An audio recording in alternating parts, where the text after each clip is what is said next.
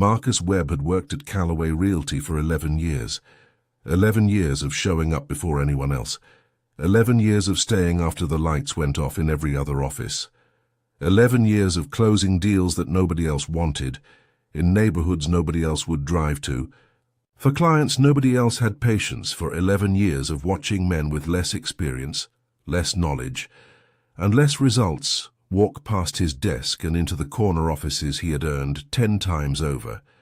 He was the best agent in that building. The numbers proved it. The clients proved it, the repeat business proved it. But in Cullman, Alabama at Callaway Realty, numbers were not the only thing that decided who moved up and who stayed put. Marcus knew that. He had always known that he showed up anyway, every single day.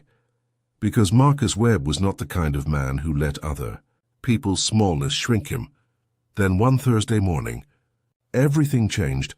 Brett Callaway, CEO, third-generation real estate, walked through the office like he owned the air inside it, which technically he did. He was carrying a thin manila folder. He didn't stop to greet anyone. He walked directly to Marcus's desk, dropped the folder on top of the report Marcus was writing, and stood there with his arms crossed and a smile on his face that had nothing warm in it. "Sell that," Brett said. That was it.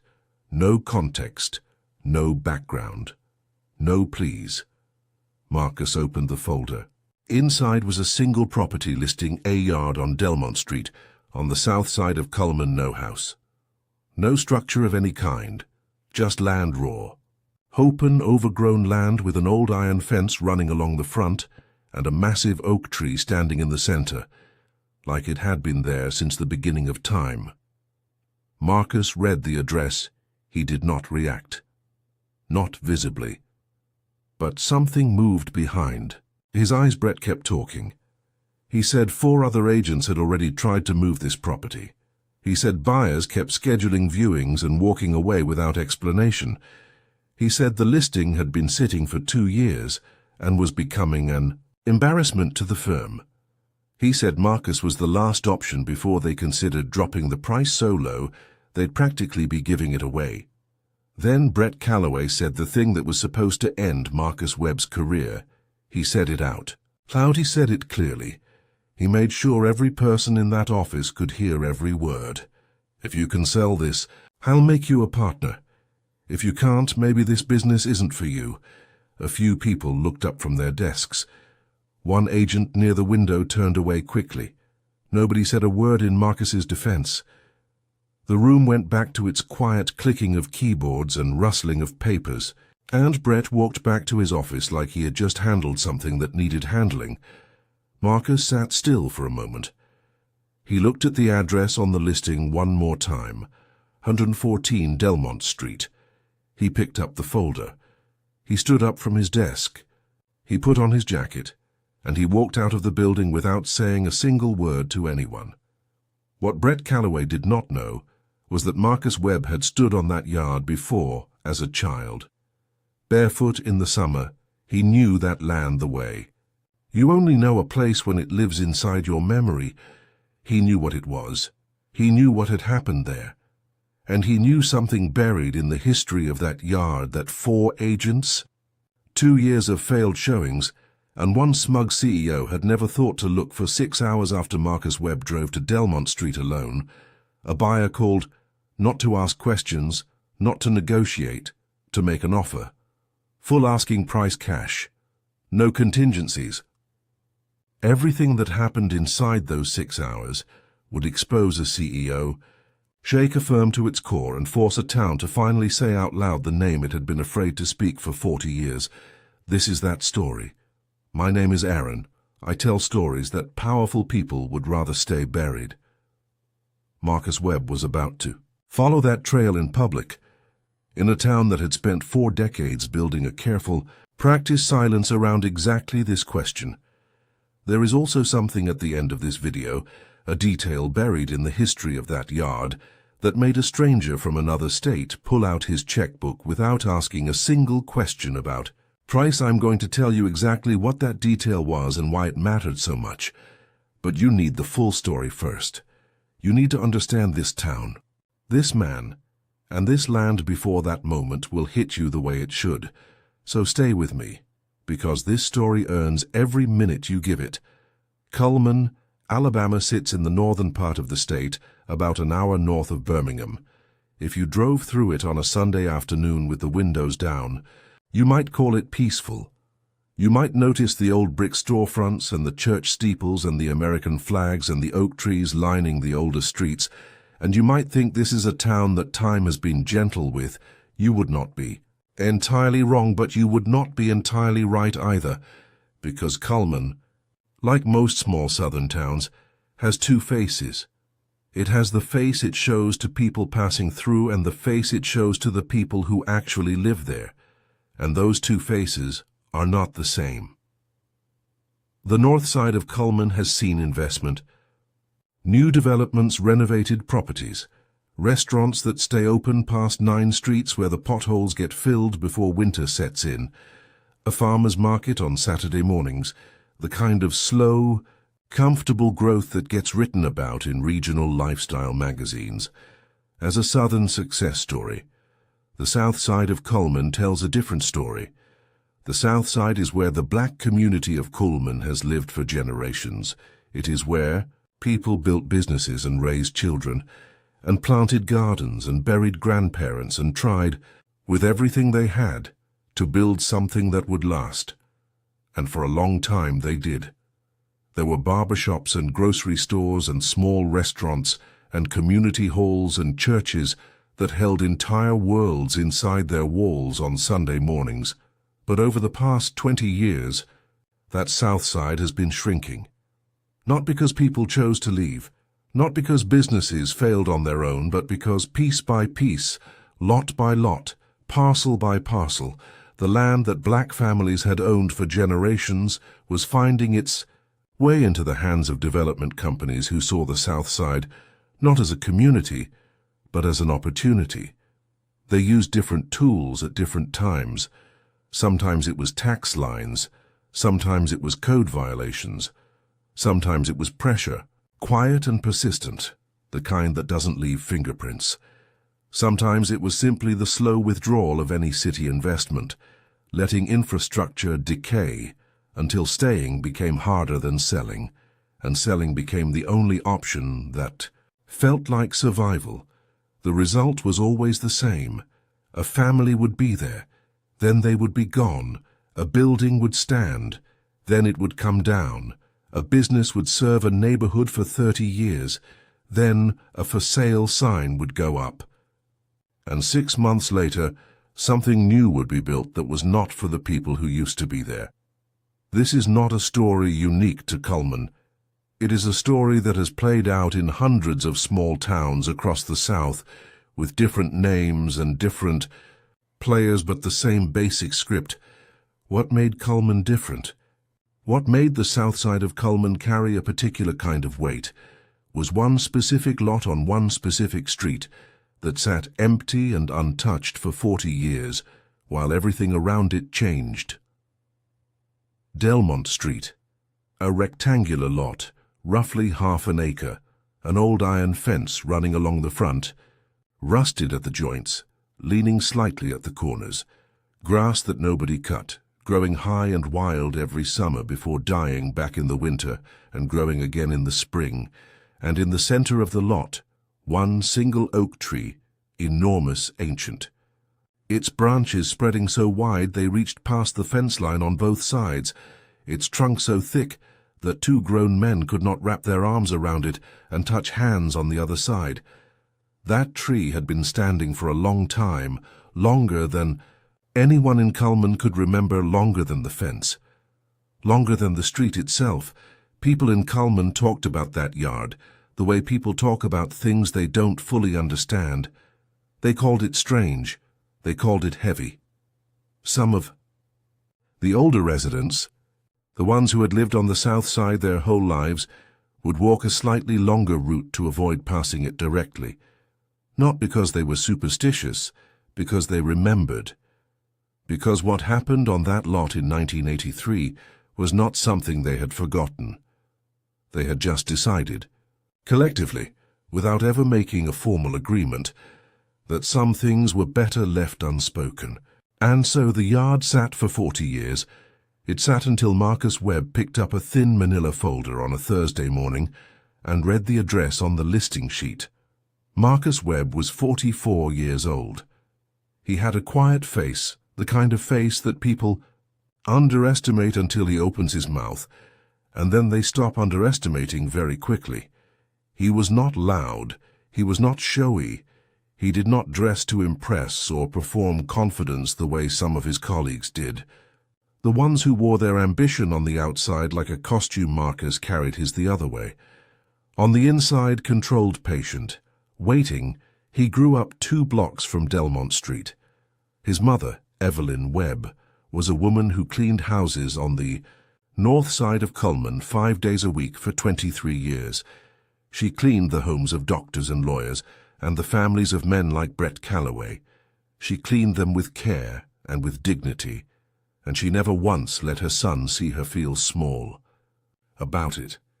Even though the work was hard, and the pay was less than it should have been, and the people she worked for rarely learned her last name. What she did let Marcus see was this. She let him see that education was armor.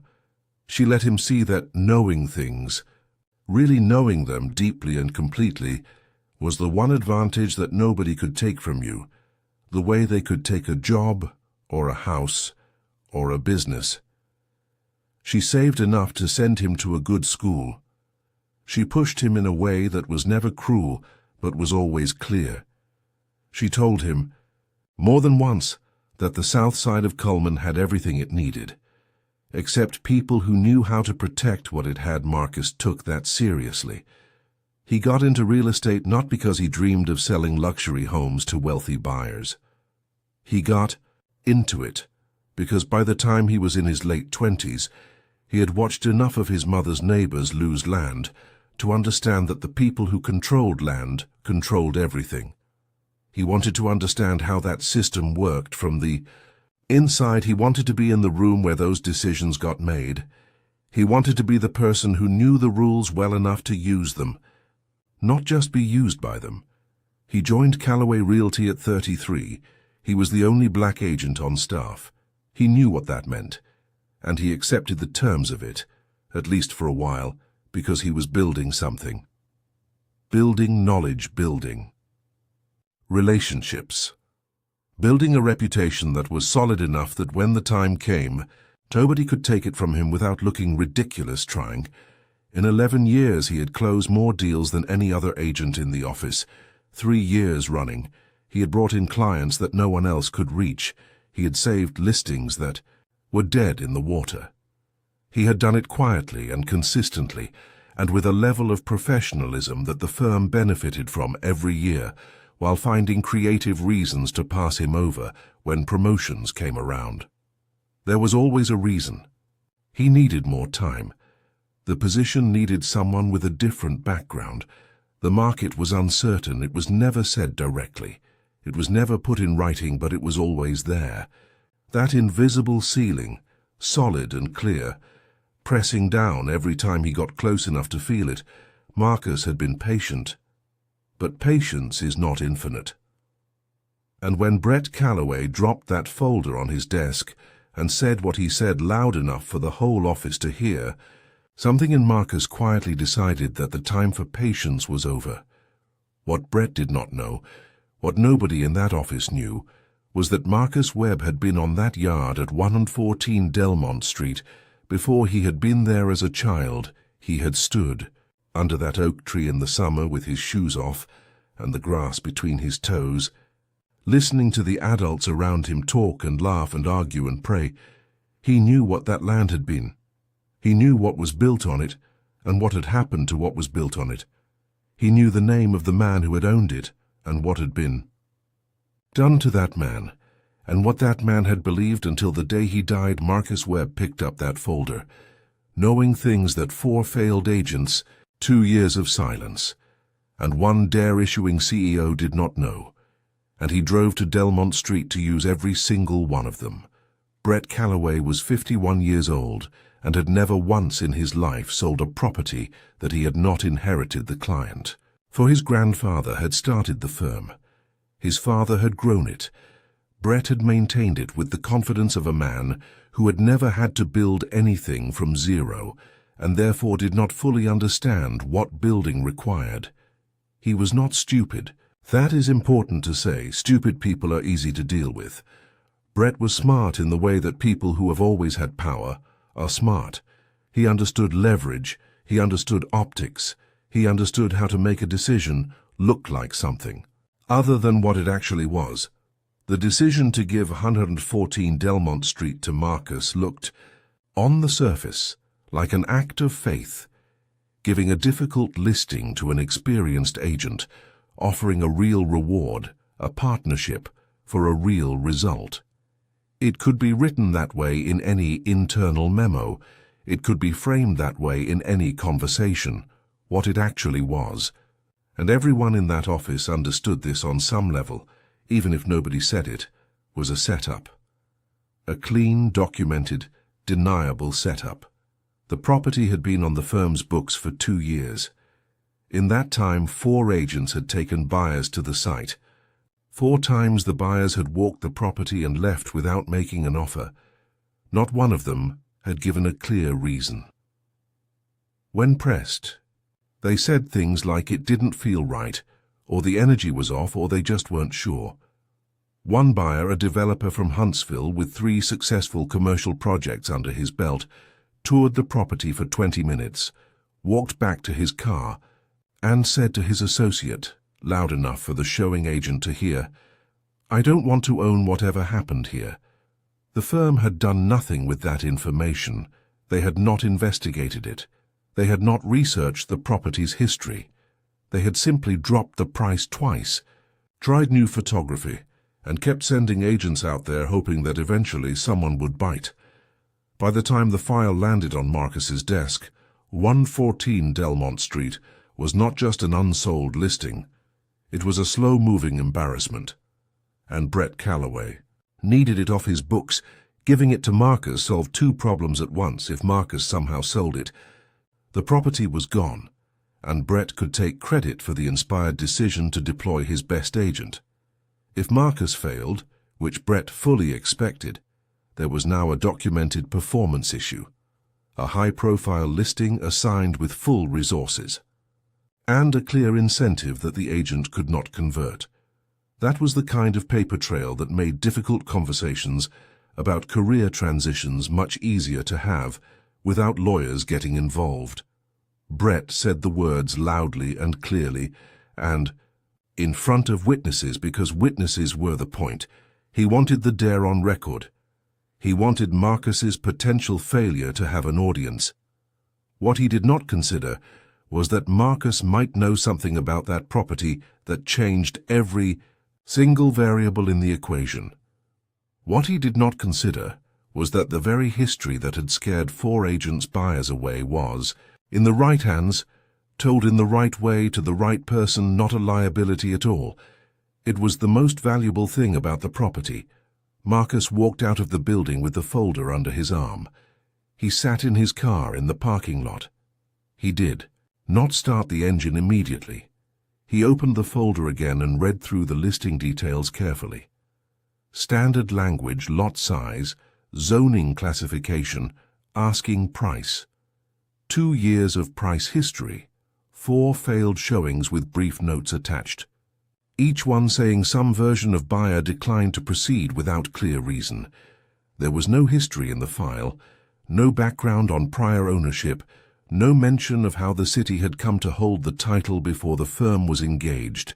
Just the present, just the numbers, just the blank. Clean surface of a property that had been deliberately stripped of everything that would explain it. Marcus took out his notebook. He had kept a notebook his whole career, the same way some people keep a journal. He wrote down the address at the top of a clean page. He drew a line under it. Then he called his mother. Evelyn Webb answered on the 2nd ring, the way she always did. Marcus asked her about 114 Delmont Street. He asked her about the yard on the corner. He asked her what she remembered.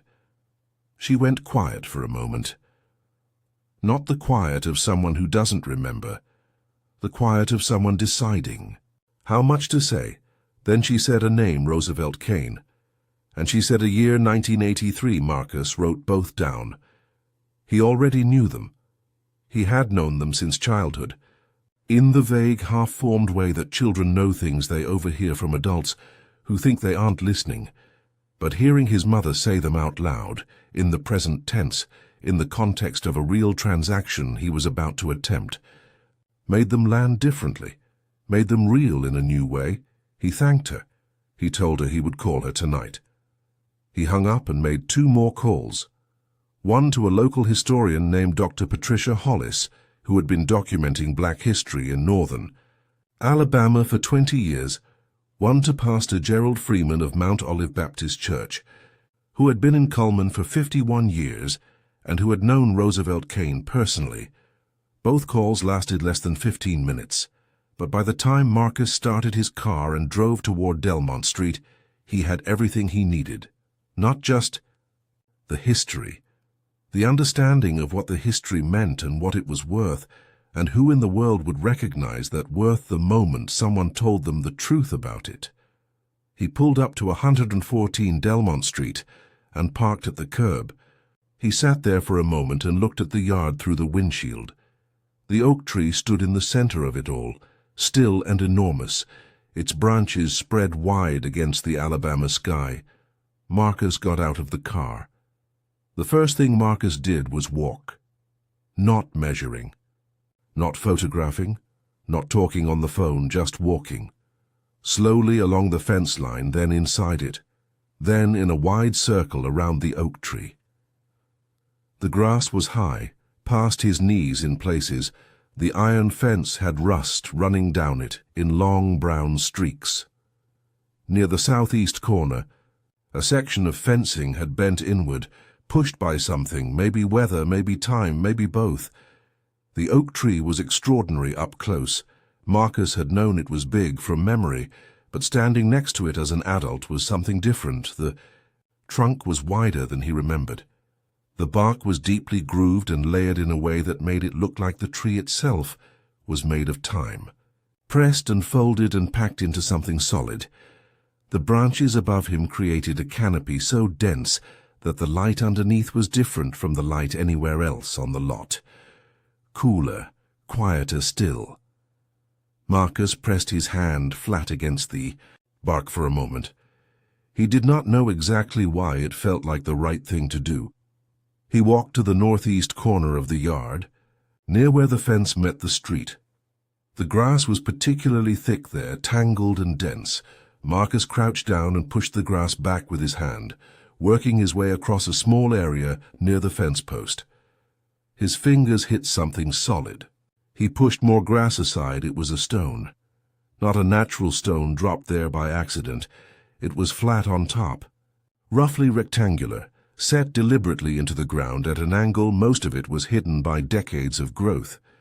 But the top surface was visible if you knew to look, and carved into the top surface, faint but legible if you were close enough, were 2 initials and a year, C 1961. Marcus photographed it from 4 angles. He wrote the details in his notebook. Then he stood up and looked at the oak tree from across the yard. Roosevelt Kane had put that stone there himself. Marcus would confirm this later, but he already knew it in his bones. A man marking the beginning of something. Planting a stone the way you plant a seed, saying with a rock what he planned to say with everything else he was about to build. Marcus went back to his car. He had work to do.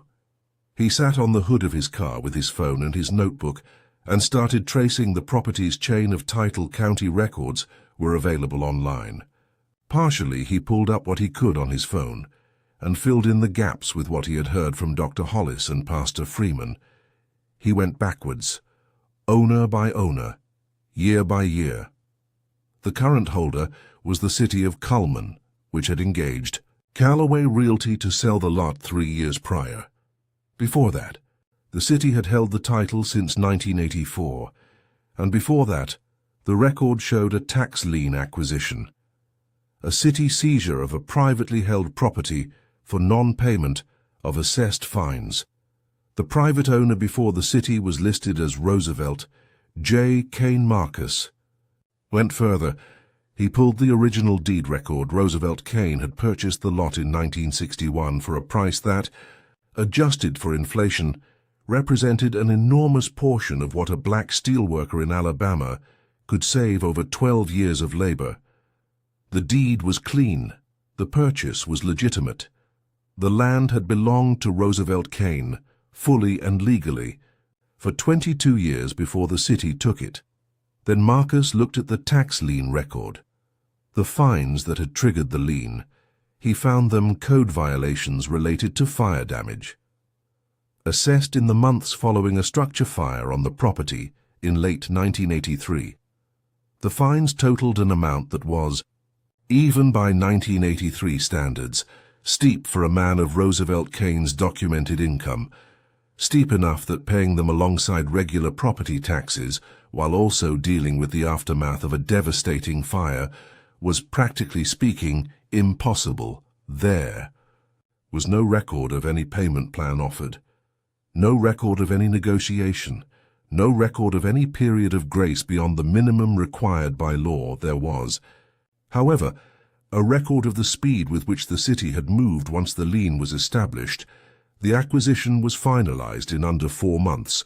For a government process, that was fast. Notably, fast. Marcus called the county records office. A woman named Darlene answered. Marcus asked her a careful, specific question. He asked whether there was any record of the fire at 114 Delmont Street being investigated by the county fire marshal's office in 1983, and, if so, what the finding was. Darlene put him on hold for 4 minutes. When she came back, she spoke quietly, the way people speak when they're in an open office and don't want to be overheard. She said there was a fire marshal report filed. She said the investigation had been closed after 3 weeks. She said the official cause of the fire was listed as undetermined. After 3 weeks, for a fire that destroyed a community gathering space owned by a black man in Alabama in 1983, Marcus thanked her. He wrote one word in his notebook and put a box around it, undetermined. He stared at it for a moment, then he closed his notebook, got off the hood of his car and walked back onto the yard. He stood under the oak tree. The canopy moved gently above him. The afternoon light came through in pieces, shifting and dappling across the grass. He thought about Roosevelt. Kane. Roosevelt. Kane had come to Cullman from Birmingham in the late 1940s. He worked in the steel industry, the way many black men in northern Alabama did in that era, hard physical labor that paid enough to survive on, but not enough to build anything fast. He was patient. He saved. He lived simply, spending as little as possible, putting away what he could year after year with a specific goal in mind. He wanted land, not just for himself, for his community. The south side of Cullman in the 1950s and early 1960s had churches and homes, but few shared gathering spaces of its own. There were places to worship and places to live, but not quite enough places to simply be together, to meet and organize and celebrate and grieve and argue and plan. Roosevelt Kane believed that a community without a gathering place was a community that powerful. People could more easily ignore, more easily divide, more easily dismantle. So he bought the lot on Delmont Street in 1961. He placed a stone in the corner to mark the beginning. He spent 2 more years saving before he could afford to build anything on it. Then, with the help of neighbors who gave their weekends, he built a small wooden structure, nothing elaborate. One large room with a covered porch and good windows and a floor that was always swept clean. He called it the Delmont House. For 20 years, the Delmont House was a living, breathing center of the South Side community. It hosted meetings, celebrations, funerals, organizing sessions, voter registration drives, literacy programs, and on Sunday evenings in the summer, music. It was not a church, it was not a business. It was simply a place that belonged to the community and that the community used as a community. People from the north side of Cullman knew about it. The ones with power knew about it specifically, because a black community with a gathering space is a black community that can organize, that can coordinate, that can, when necessary, make collective demands. And in 1983 in Cullman, Alabama, there were things happening in local politics and land development that certain people would have preferred a certain community not be organized enough to respond to. In October of 1983, the Delmont house burned to the ground overnight. Roosevelt Kane was at home when it happened. He saw the glow from his front porch. By the time he got there, the structure was fully involved. The fire department came by the time they arrived. There was nothing to save. The investigation lasted 3 weeks. Undetermined. Roosevelt Kane told anyone who would listen that the fire was not an accident. He said he had seen headlights near the property late the night before. He said he had heard things. He said the timing was not coincidental. He filed a formal complaint demanding a fuller investigation. The complaint was reviewed and declined. Then came the code violations. Then came the fines. Then came the tax lien. Then came the city acquisition. All of it within 4 months, moving with a speed and efficiency that no other property transaction in Cullman's records from that era came close to matching. Roosevelt Kane spent the last 8 years of his life talking about what had been done. He never stopped believing it. He never stopped saying it. He simply ran out of time to prove it. He died in 1991. He never got his land back. The yard sat empty after that. The oak tree remained. The stone in the northeast corner remained, half buried under decades of growth, with 2 initials and a year pressed into its surface, RC 1961. The community remembered, but remembering without documentation, without power, without someone willing to put the full story in front of people who could act on it, is not enough to change anything. So the memory stayed inside the community, passed down in dinner conversations and church whispers, and the careful, deliberate long way some people walked to avoid standing in front of that fence and feeling the full weight of what it represented. That was why buyers walked away. Not a curse, not bad energy, not something they could name because nobody had ever named it for them. What they felt when they stood on that lot was the accumulated conscience of a town that knew what had happened and had never answered for it. And no, one can comfortably purchase that Marcus stood under the oak tree and understood all of this completely. He understood it as a researcher, he understood it as a man who had grown up 2 blocks away, and he understood it as a real estate agent, who now saw with absolute clarity what 4 other agents and 1 self-satisfied CEO had completely missed. This history was not the obstacle. The hiding of this history was the obstacle. The moment someone told the truth about this land, the right truth to the right person, everything would change. Marcus went back to his car and opened the Notes app on his phone. He started writing, not a standard property listing, not market data or zoning information or square footage comparisons. He wrote the truth, all of it. Roosevelt Kane's name, the year of purchase, what was built, what it meant to the community, the fire, the investigation, the finding is undetermined, the code violations, the tax lien, the acquisition. 40 years of silence. He wrote it clearly, directly. In plain language that anyone could read and understand, he titled the document, What This Land Carried, A Full History of 114. Delmont Street, he read it back once. He made 3 small corrections, then he sent it to 3 people.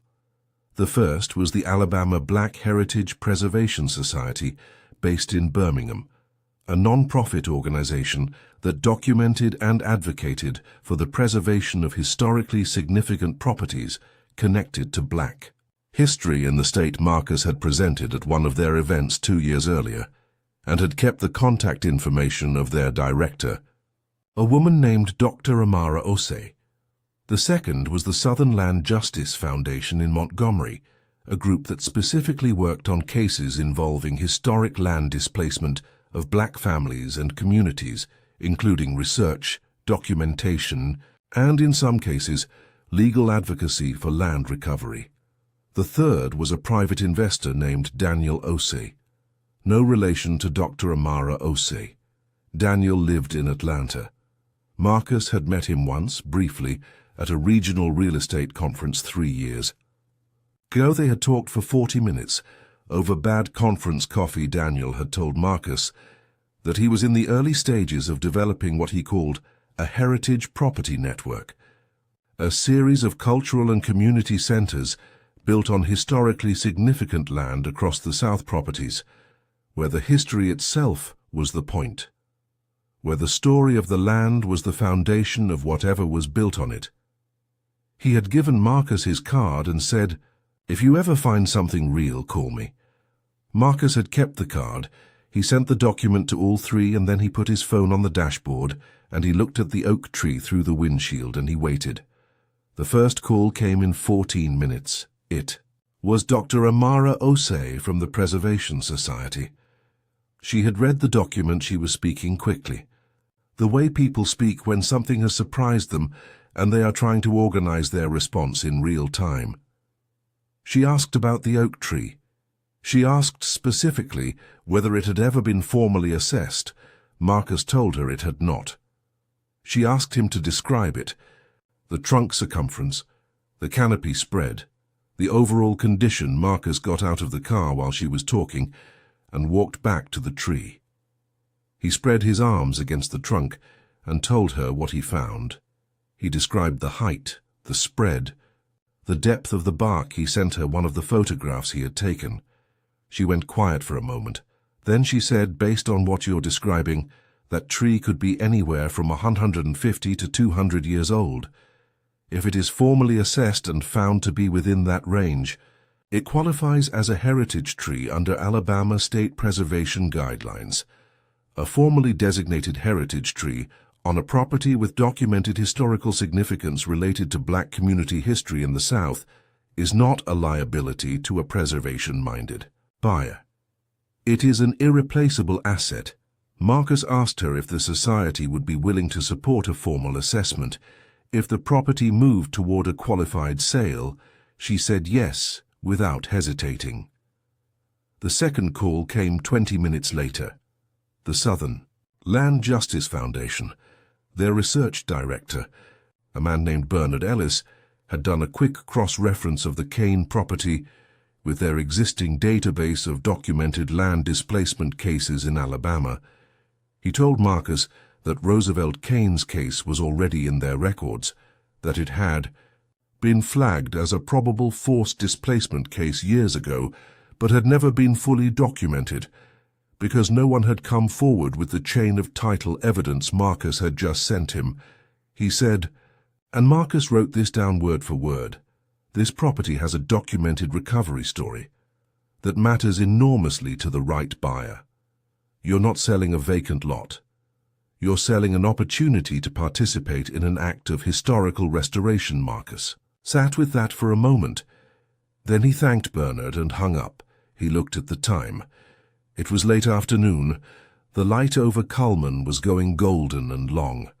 The shadows of the oak tree's branches stretched across the yard in patterns that looked almost deliberate.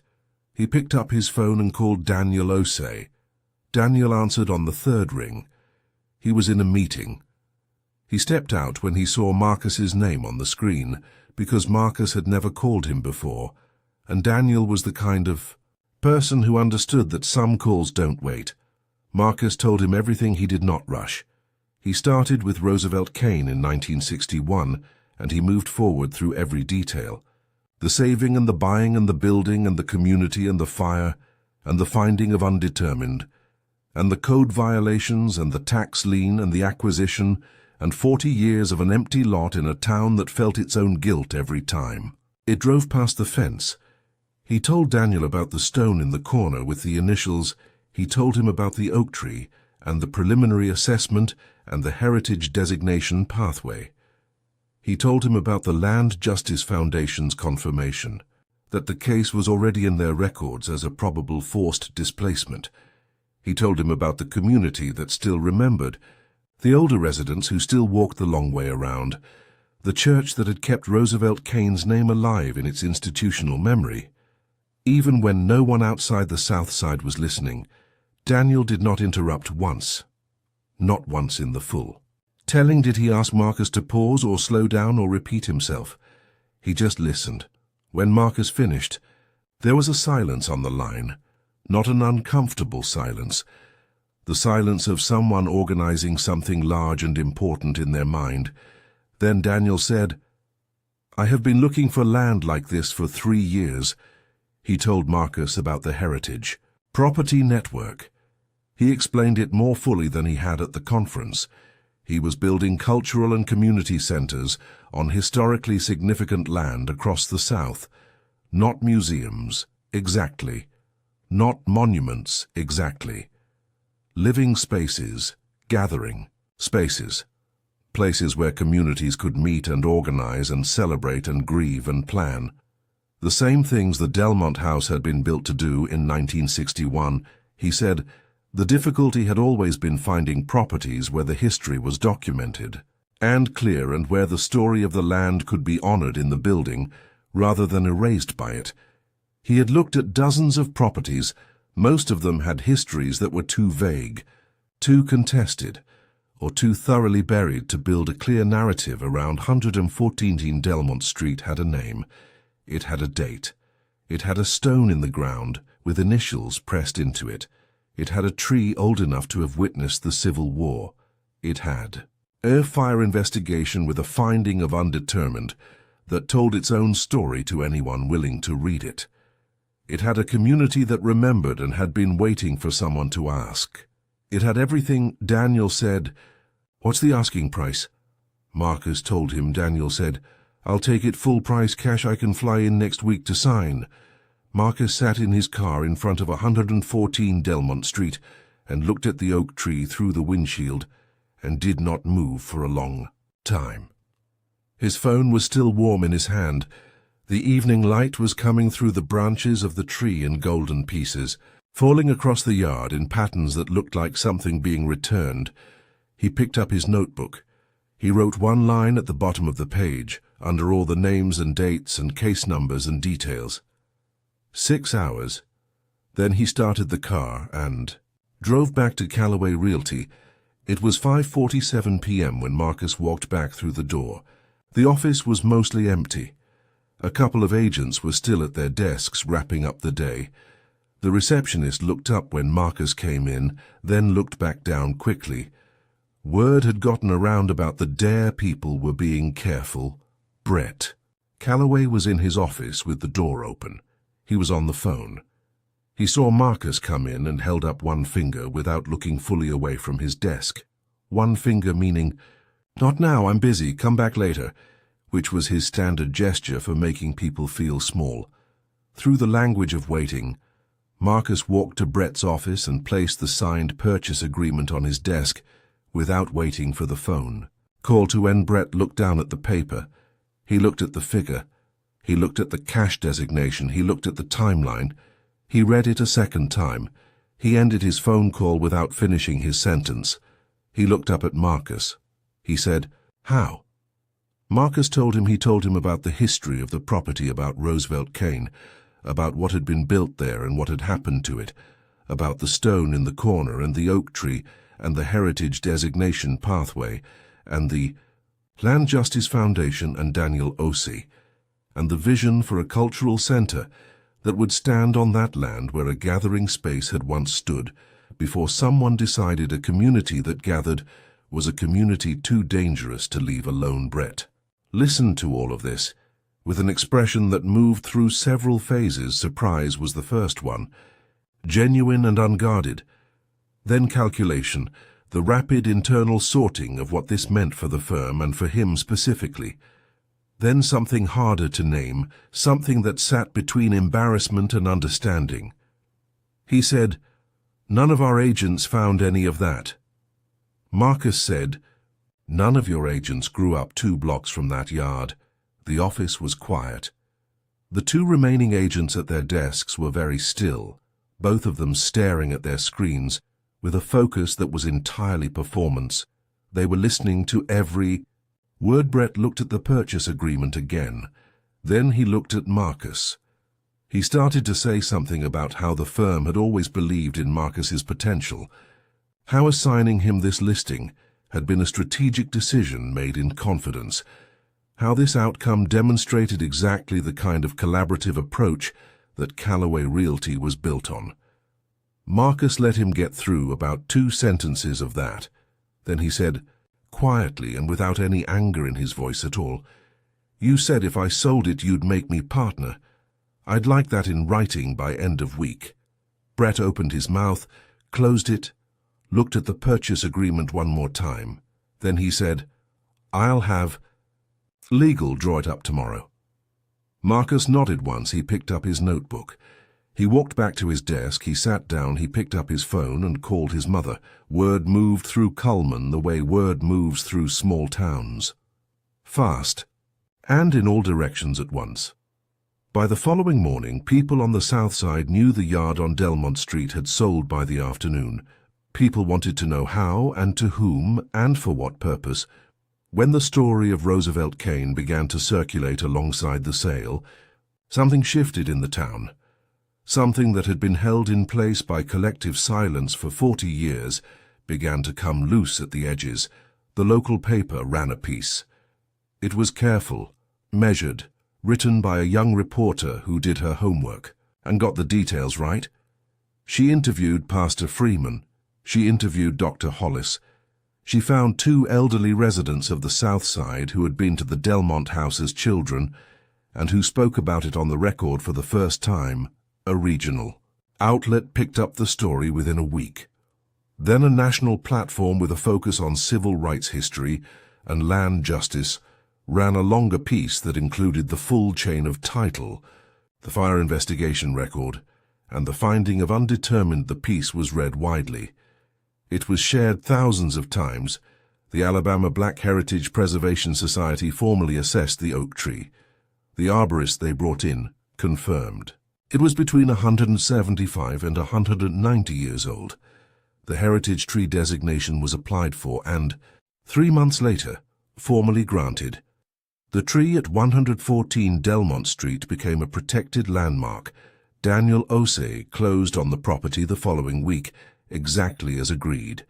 He stood on the lot the afternoon of closing and walked the perimeter the same way Marcus had.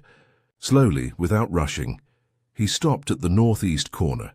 He crouched down and pushed the grass back until he found the stone. He ran his fingers across the initials, RC 1961. He stood up. He looked at the oak tree for a long time. Then he called his architect and said, "I want the tree to be the center of everything we build here. Groundbreaking on the Roosevelt Kane community." And cultural center happened 8 months after the sale. The south side of Cullman turned out for it in numbers that surprised people, who had forgotten how much the community still had. There was music, there was food, there were people who had not been back to that corner in decades, standing under the canopy of that ancient oak tree, with tears running down their faces. Not from sadness, but from the particular relief of seeing something that was wrong for a long time finally begin to be made right. Roosevelt Kane's granddaughter, a woman named Celestine, who had been told about the property her whole life, but had never expected anything to come of it, stood at the podium at the groundbreaking and said, "My grandfather put a stone in this ground because he believed something built here would last. It took longer than it should have, but it's lasting." The room went quiet in the way rooms go, quiet when a truth lands exactly where it was always supposed to go. Walter Gibson, the surveyor from the Andre Lewis story in Hadley, was nobody's problem in Cullman. But the fire marshal who had signed off on the undetermined ruling in 1983 had retired years ago, and the investigation into the original fire was reopened formally by the State Attorney General's office following the regional coverage. Whether that investigation would reach any conclusion after 40 years was uncertain, but the opening of it was itself something, the acknowledgement that the question deserved to be asked again, properly, with the full weight of documentation that Marcus's research had surfaced, was something Brett Calloway stepped back from his role as CEO of Calloway Realty within the year. He did not announce it dramatically. He simply became less present. His name stayed on the door. His involvement shrank. 3 senior agents who knew exactly what the dare had been intended to accomplish and had watched Marcus do what Marcus did, quietly began routing their most important clients around Brett and toward Marcus directly. Marcus Webb became partner exactly as agreed, not as a symbolic gesture, not as a quiet concession to avoid embarrassment. As a structural reality, clients called Calloway Realty, specifically requesting Marcus. By name after the story ran, developers interested in historically significant properties, preservation-minded buyers, black families looking for agents who understood not just the market, but the meaning of land. All of them called asking for him. The firm's South Side business, which had been essentially zero for years, became one of its most active segments within 18 months. Because Marcus understood something about that community that no one else in the office did, he understood that trust was the product, that the history of land was not separate from the value of land, that a community which had been told for decades that its properties were worth less was not a community with undervalued properties.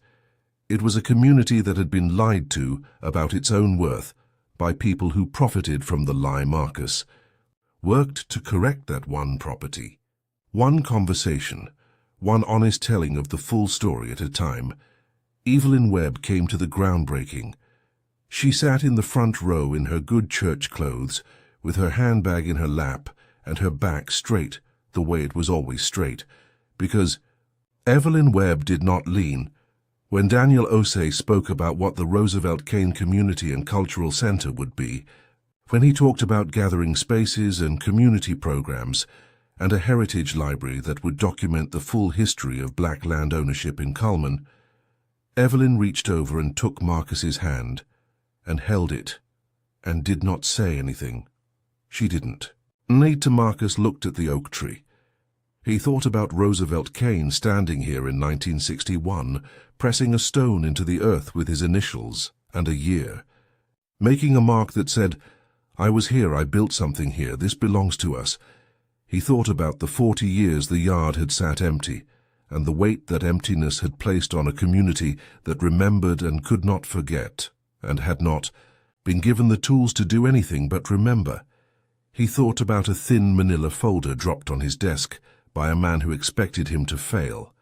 He thought about 6 hours and 3 phone calls and 1 purchase agreement placed on a desk at 5:47.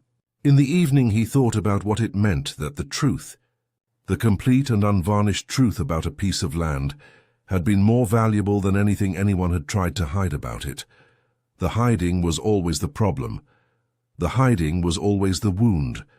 The land itself, with its full history intact, was never the problem. It was the solution. Marcus had not sold a vacant lot on the south side of Cullman. He had given the land back its name, and the land, once it had its name back, had sold itself. I need to tell you something before we finish. I grew up hearing about places like 114 Delmont Street, not that specific yard, but that specific kind of yard, the kind that sits empty in communities, where people remember something terrible that nobody with power has ever answered for, the kind where children are told not to play and adults walk the long way around, and the for sale sign fades in the sun year after year because nobody wants to own what happened there. I spent a long time thinking that those places were problems without solutions, that the weight of what happened on them was simply too heavy, too old, too tangled in structures of power that hadn't changed enough to make a difference. Marcus Webb taught me something different. He taught me that the hiding is the wound, not the history of a place, told fully and honestly, and to the right ears, is not a liability. It is the most accurate possible account of what something is worth, because land that has been fought over, mourned over, built on, burned, remembered, and ultimately reclaimed, carries a story that no empty lot without history can match. And there are people in this world, more than you might expect, who understand that, who are looking specifically for that, who know that the most honest thing a piece of land can be is exactly what it is. With all of its past still attached, there is a man named Roosevelt Kane who pressed his initials into a stone in 1961 because he believed something built on that corner would last. He did not live to see it.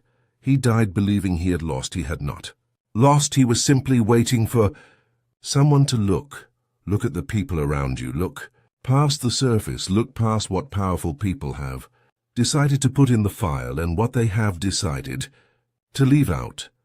Because what gets left out is almost always the most important part, and the most important part, in the right hands, told in the right way, to the right person, is worth more than everything that got included. Marcus Webb walked into that office with nothing but a folder and 11 years of being underestimated. He walked out with a partnership, a closed deal, and a piece of Coleman's South Side that will carry Roosevelt Kane's name for as long as that oak tree stands. That tree is 180 years old and showing no signs of stopping. If this story moved you, press that like button right now. It costs you nothing, and it helps this story reach someone today who needs to hear it. Share it with someone who has been told that the truth about where they come from is a liability. Someone who has been handed the hardest listing in the room because someone with power expected them to fail.